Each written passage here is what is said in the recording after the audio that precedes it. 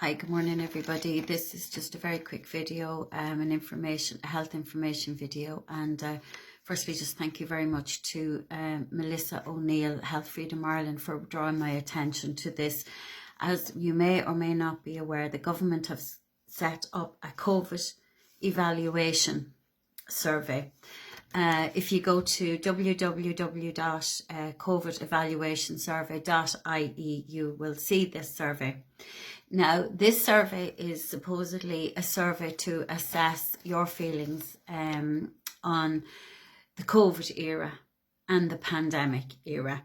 So really, they explain it as this. The aim is to explore the pandemic response and your pandemic response and how it impacted your life.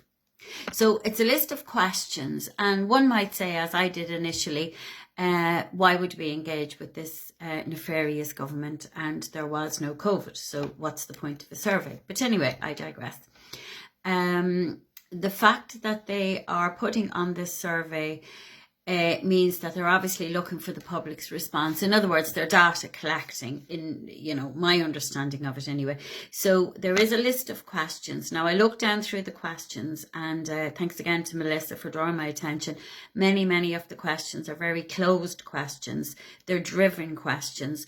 The questions are very leading and yet limiting. And really and truly, at the end of the day, it may not be for many people to fill in, as I had said. But then when Melissa reminded me that there are thousands of NGOs employed by the state, employed by the government, and these NGOs will be filling in this survey and these forms, then it may be wise for a majority of people to actually fill in the form. Now, I'm just going to give you an example of some of the questions. For example, which of the following statements represent your response and aligned with public health? My level of response was less cautious, more cautious, or my response diverged. Diverged, a good word, a good buzzword there. Your response diverged. Describe your personal risk and your appetite for risk. Okay, were you willing to take risks during the lockdown, scandemic, pandemic? Which of the pandemic restrictions did you find most challenging?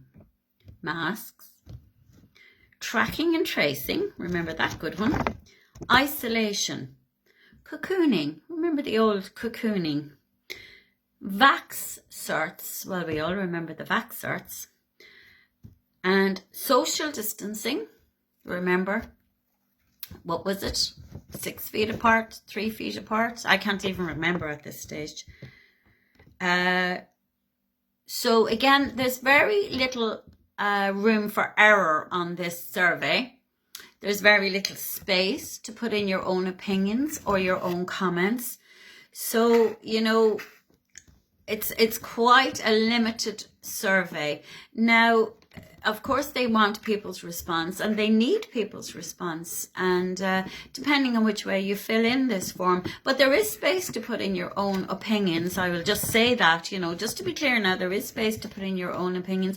So I'm not telling people either way to fill it in or don't fill it in, but just be mindful of the fact that there will be many NGOs, doctors, nurses, pharma, healthcare workers, etc., filling in this survey. Now, the government have been calling for a no blame inquiry into this pandemic, and keeping in mind that I think it was in 2022, the WHO downgraded COVID, which was never isolated. So, they downgraded it to the normal flu. So does that mean it was the flu? And I know there are many people now, and doctors included, who are calling for COVID inquiries and long COVID inquiries. And I suppose me, just being a very simple person, with absolutely no medical knowledge at all, would say if it never existed, what are we investigating? Surely we should be investigating very, very serious crimes. I would have thought doctors would be calling for a very serious crime and fraud investigation, but that's just me.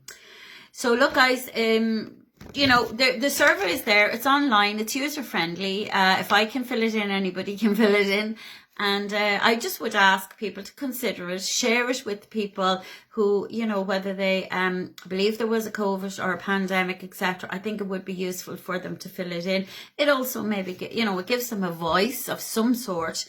Because as we know, our government and most certainly the HSE and the pharma companies are not listening to anybody at this stage. So, you know, it's a small opportunity.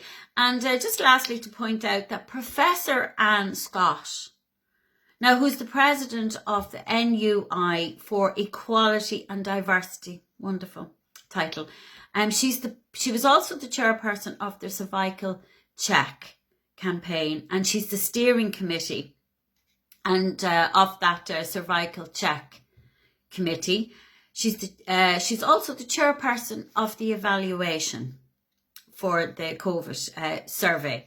So, you know, the government are saying this is a very, very independent survey now, and all your data is going to be, you know, like Fort Knox, it's going to be really, really safe. Your data, once you fill it in and once you fill it in, it's going to be really safe. We're very, very pleased to hear that, and we're very assured. So look, guys, there it is. The survey is there. If you go into the COVID evaluation survey, www.evaluation.ie, should you wish to fill it in, the survey is there for your benefit. So with that, I'm off to fill in my survey. It won't take me long, and I wish you the best with yours. God bless you all, and thank you for taking the time to listen to me this morning. And again, just thank you very much to Melissa O'Neill, Health Freedom Ireland, who actually pointed this out to me. I had overlooked the importance or the possible importance of this particular piece of, you know, data collection from the HSE, stroke government, stroke media. God bless you all. Take care.